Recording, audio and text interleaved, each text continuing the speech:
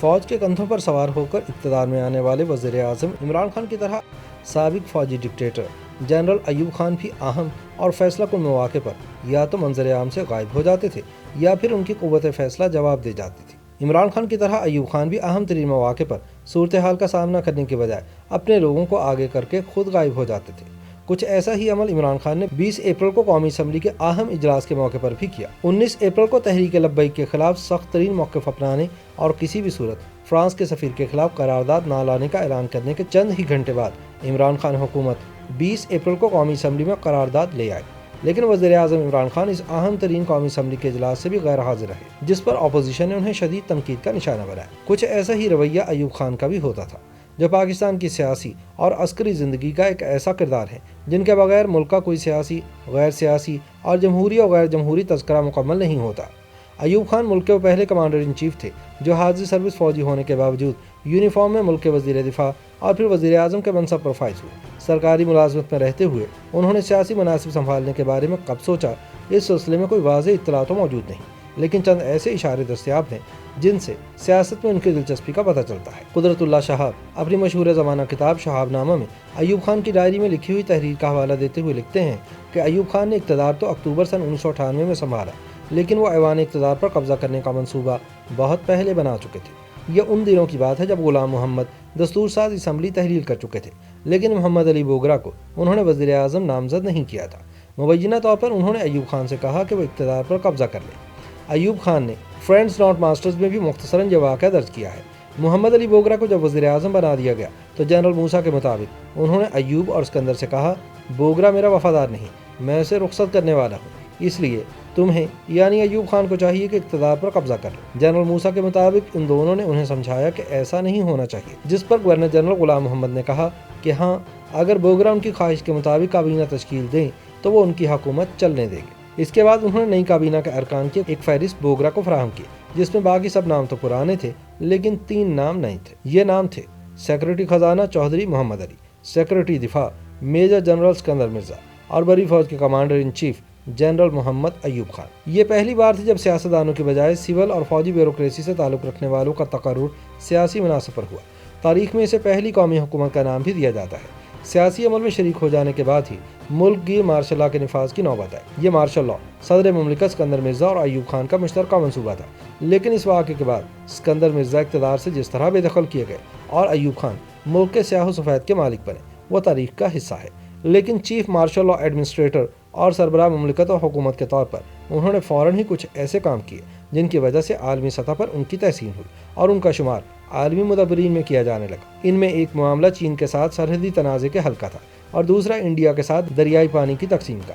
یہ ایسے مشکل مسائل تھے جن کے پرامن اور خوشگوار حل نے بہت جلد ایوب خان کی اہمیت میں اضافہ کر دیا اور ملک کے اندر بھی ان کی قسمت کا ستارہ عروج پر جانے لگا اور کامیابیاں یکے بعد دیگرے ان کا اقبال بلند کرتی چلی گئی۔ لیکن عروج کے اسی زمانے میں اپنی افداد طبع کے تحت وہ کچھ ایسا بھی کر گزرے جس کی وجہ سے اقتدار پر ان کی گرفت رفتہ رفتہ کمزور پڑتی چلی گئی اور انہیں نہایت بے بسی کے عالم میں اقتدار سے محروم ہونا پڑا۔ ایوب خان اقتدار کی خواہش بھی رکھتے تھے اور اس مقصد کے لیے جو اقدامات ضروری ہوتے تھے بڑی حکمت کے ساتھ وہ بھی کر گزرتے تھے، لیکن ان کے مزاج میں احتیاط کا ایک پہلو ایسا بھی تھا جس کے باعث وہ اہم ترین مواقع پر ہمیشہ منظر عام سے غائب ہو جاتے یا انتہائی فیصلہ کن مواقع پر ان کی قوت فیصلہ جواب دے جاتی۔ سن 1958 کے مارشل لاء کے نفاذ کے وقت کا ایک واقعہ انہوں نے خود اپنی سیاسی آپ بیتی میں بھی لکھا ہے کہ مارشل لاء کے نفاذ سے عین قبل وہ تمام تر معاملات اسکندر مرزا پر چھوڑ کر شمالی علاقہ جات چلے گئے اور اس دوران ناران میں قیام کے دوران ایک کتاب دی مین ہو رولڈ انڈیا کا مطالعہ کرتے رہے تاکہ آنے والے دنوں میں جب انہیں قار مملکت نمٹانے کا موقع میسر آئے گا تو وہ ہندوستان جیسے ایک وسیع اور عریض ملک پر کامیابی سے حکومت کرنے والوں کے تجربات سے پوری طرح آگاہ ہوں۔ ایوان صدر پر قبضہ جماتے وقت حالات کا براہ راست سامنا نہ کرنے کے ضمن میں ان کا جو مزاج سامنے آیا تھا، ان کے زمانہ اقتدار میں بھی اس کے مظاہر سامنے آتے رہے۔ اس سلسلے میں قدرت اللہ شہاب نے اپنی خود نوشت میں ایک اہم واقعہ بیان کیا ہے۔ شہاب کے مطابق سن 1962 میں چین نے جب انڈیا پر حملہ کیا تو وہ نصف شب کا وقت تھا۔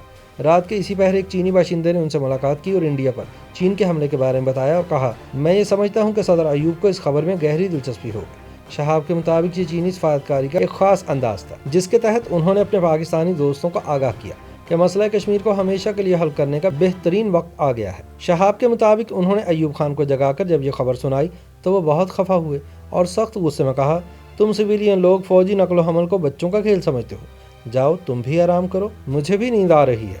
शहाब ने लिखा, मुझे कभी यकीन है कि उस सब अयूब खान पर अगर नींद का गलबा तारी ना होता तो तारीख का धारा मुख्तलिफ होता। ऑपरेशन जिब्राल्टर, इसका कवरिंग ऑपरेशन ग्रैंड स्लैम और इनके बाद सन 1965 की जंग के बारे में जो मंसूबे अयूब खान को पेश किए गए, उनकी अफादियत पर उन्हें बिल्कुल यकीन ना था।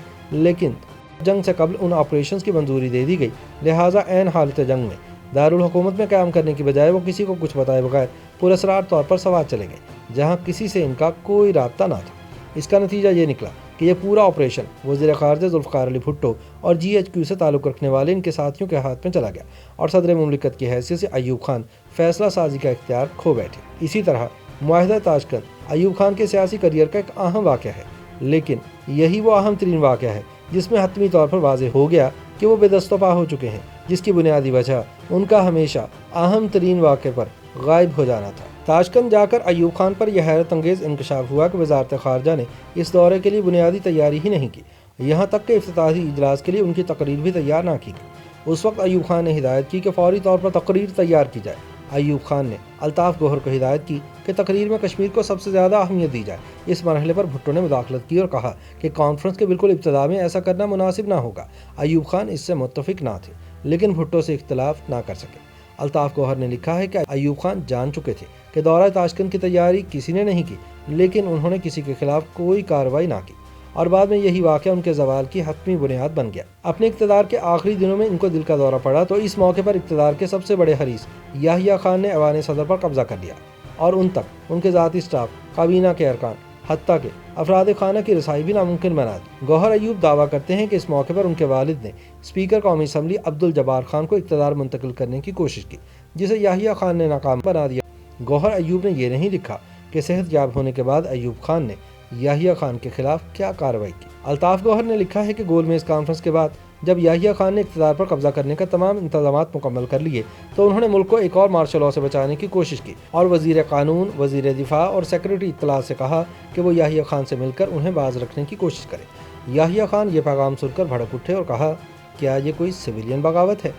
अल्ताफ़ गौहर ने लिखा है कि अपने आर्मी चीफ के इस तर्ज अमल पर अयूब खान का रद्द अमल बड़ा फ़लसफ़ियाना किस्म का था।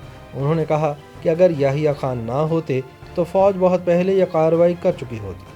फ़ौजी कार्रवाई के बारे में ऐसी हकीकत पसंदी से काम लेने वाले अयूब खान के बारे में अल्ताफ़ गौहर ने लिखा है कि इस वाक़े के बाद इक़्तिदार के ऐवानों पर मायूसी के ऐसे साए छा गए जिनमें सांस तक लेना मुश्किल था। उन दिनों अयूब खान सुबह शाम सवाल किया करते थे, आखिर ये सब मामला कैसे बिगड़ गया, ये मामला कैसे बिगड़ गया। मौरिख रफ़ीक अफजल ने इसकी एक वजह बयान की है। उनके मुताबिक अयूब खान मार्शल लॉ लगाकर जब मुल्क के स्याह सफ़ेद के मालिक बने थे तो उस वक्त कौमी ख़जाने के महफूज ज़खायर 1390 मिलियन थे, लेकिन सन 1968 में जब कौम इनके खिलाफ हो चुकी थी, कौमी ख़जाने में सिर्फ 431 मिलियन ज़र मुबादला रह गया था। ताहम इन हक़ाइक़ के बावजूद आज़ाद दायरतुल मारिफ ने अयूब खान के बारे में लिखा कि उनके दौर में मुल्क में दिन दुगनी और रात चौगनी तरक्की हुई।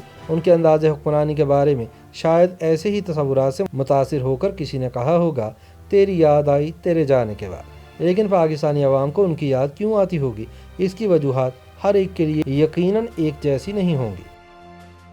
YouTube पर गूगली न्यूज देखने के लिए youtube.com की सर्च बार में गूगली न्यूज TV टाइप करें। गूगली न्यूज के पेज पर सुर्ख रंग के सब्सक्रिप्शन वाले बटन पर क्लिक करना ना भूलिए। YouTube पेज पर अपलोड होने वाली वीडियोस से बाखबर रहने के लिए बेल आइकन पर क्लिक कीजिए। आपको हर नई वीडियो के बारे में नोटिफिकेशन मौसूल हो जाएगा।